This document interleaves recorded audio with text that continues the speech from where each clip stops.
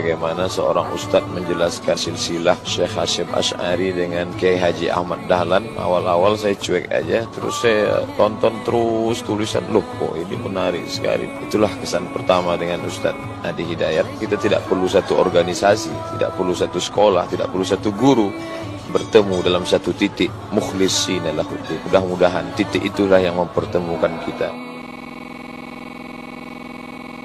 Kenapa Kiai Haji Hasyim Asy'ari mendirikan NU 31 Januari 1926? Karena merasa ketika Muhammadiyah sudah tampil 14 tahun sebelumnya, itu beliau melihat di NU itu nggak muncul-muncul ulamanya.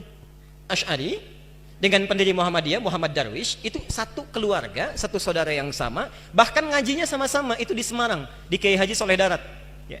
Dia ada 3 orang, Muhammad Darwish, kemudian Hasyim Asy'ari, satu lagi itu kakek buyutnya Cak Nun, MH Ainun Najib. Cuma 2 ini yang menonjol, karena menonjol, bagus baca kitabnya, soleh orangnya, itu langsung diperintahkan pergi ke Mekah, diberikan kitab. Ya. Kalau kakek buyutnya MH Ainun Najib, itu cuma diberikan cincin pada saat itu. Ya. Saat berangkat ke Mekah, berguru di guru yang sama, namanya Syekh Ahmad Khatib dari Sambas, dikenal dengan Syekh Ahmad Khatib As-Sambasi.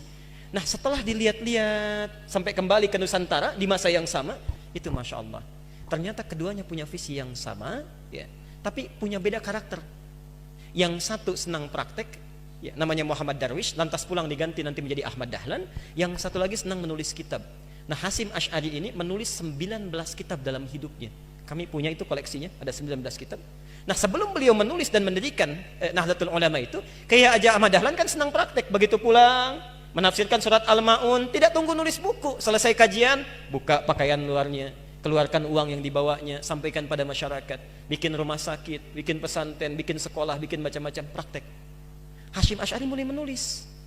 Saat meninggal Kiai Haji Ahmad Dahlan 1924, difikirkan oleh beliau, ya, ini seorang sudah meninggal dunia, ulama belum bangkit, maka ditulislah kemudian kitab baru yang menjadi landasan lahirnya ormas baru disebut dengan Nahdlatul Ulama. Yang ingin saya sampaikan, kedua-duanya ini ternyata satu garis nasab yang sama, bertemu di Maulana Ishaq. Jadi kalau kita urutkan, maaf, Muhammad Hasyim Al-Asy'ari bin Abdul Wahid, bukan Kang Wahid yang ini ya, itu ada Gunawannya, ini lain. Bin Abdul Wahid bin Abdul Halim. Abdul Halim itu nama aslinya Pangeran Benawa, dikenal dengan Sultan Hadiwijaya, nama lainnya Joko Tingkir. Bin Abdullah bin Abdul Fattah bin Abdurrahman. Abdurrahman ini anaknya Sunan Giri, bukan Giri yang ini tapi ya. Nah, Sunan Giri ini anaknya siapa? Anaknya Maulana Ishaq. Nah, di Maulana Ishaq inilah nyambung nasabnya. Kiai Haji Ahmad Dahlan bin Kiai Haji Abu Bakar bin Kiai Haji Sulaiman bin Kiai Murtado bin Demang Jurang Juru Kapindo bin Demang Jurang Juru Sapisan bin Kiai Gerbek bin Maulana Ishaq. Siapa Maulana Ishaq ini? Maulana Ishaq ini adalah anaknya Ahmad Jumadil Kubra, ya, salah satu wali yang dari 9 yang datang dari Mesir, dari 9 wali itu. Ahmad Jumadil Kubra ini siapa? Ya, ini adalah salah satu wali yang punya 2 anak. Saya belum teruskan nasabnya. Anak pertamanya dibawa ke Nusantara, namanya Maulana Ishaq, melahirkan 2 ulama tadi. Anak keduanya lahir di Mesir, bernama Syarif Abdullah. Nah, nanti Syarif Abdullah inilah yang akan bertemu dengan salah satu anaknya Prabu Siliwangi. Ya. Prabu Siliwangi pemenah rasa menikah dengan Nyai Subang Larang, punya 3 anak. Anak pertama Walang Sungsang, lahir 1423. Anak keduanya Rara Santang, lahir 1426. Anak ketiganya Raja Sengara, lahir 1427. Nah, hajilah kemudian Walang Sungsang dan Rara Santang di Makkah bertemu dengan Syarif Abdullah. Walang Sungsang ganti nama jadi Abdullah Iman, Rara Santang ganti nama menjadi Syarifah Mudaim. Jatuh cinta Syarif Abdullah dengan Syarifah Mudaim, menikahlah, pulang ke Mesir, tinggal 20 tahun, melahirkan anak bernama Syarif Hidayatullah. Berguru pada Syekh Ibnu Athaillah As-Sakandari. Pulang nengok kakek buyutnya, bertemu dengan Prabu Siliwangi. Saat itu tinggalnya ada di lingkaran Jati, maka dikenallah dengan saat itu dengan nama Sunan Gunung Jati. Nah, baik Ahmad Dahlan ataupun Hasyim Asy'ari itu berada di satu garis yang sama, dari Ahmad Jumadil Kubra bin Ali Zainal Al-Kabir bin Ali Zainal Abidin, keturunannya dari Al-Husain, Husain anaknya Ali, Ali suami Fatimah, Fatimah putri Rasulullah sallallahu alaihi wasallam.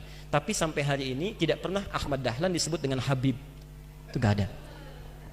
Kiai Ahmad Dahlan. Yang penting sikapnya seperti Nabi, tuturnya seperti Nabi, pandangannya seperti Nabi. Kullu mri'in bima kasaba rahin, itu pilihan kita semua. Mudah-mudahan pertemuan hari ini kita menjadi baik seluruhnya. Kita bermohon pada Allah Subhanahu wa taala seluruh para asatidzah, dai-dai, para ulama kita, terkhusus Ustaz Abdul Somad dijaga oleh Allah Subhanahu wa taala dan bisa memberikan pencerahan kepada masyarakat Indonesia khususnya tentang wawasan-wawasan keislaman yang luas yang dengan izin Allah Subhanahu wa taala itu semua bisa menghadirkan kenyamanan dalam beribadah, ketentraman bagi hubungan antar masyarakat, dan yang paling kita harapkan dengan itu semua masyarakat Indonesia akan lebih beragamis, dekat dengan Allah, bisa memaksimalkan nilai-nilai